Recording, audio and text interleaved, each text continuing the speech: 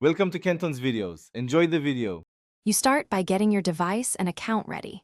Turn on your microphone and grant microphone permissions. Make sure Bluetooth or a wired headset is connected if you prefer better audio. Sign in to your Google account and complete any 2FA prompts so voice features unlock. Update the app or browser to the latest version to avoid compatibility issues.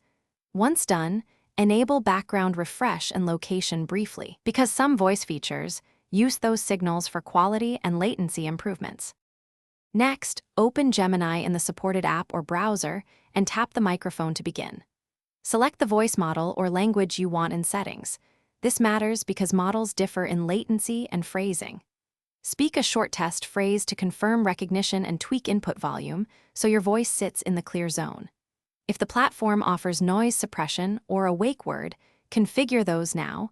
They reduce false triggers and help reliability in noisy environments. Finally, use concise spoken commands and confirm outputs before chaining follow-ups. That reduces misinterpretation. If Gemini misunderstands you, pause, rephrase, and speak a little slower, or move to a quieter spot and check your microphone connection. Make sure the selected language matches your accent setting. If problems persist, clear the app cache or reinstall the app and test on another device to isolate hardware issues. One key troubleshooting tip: switching.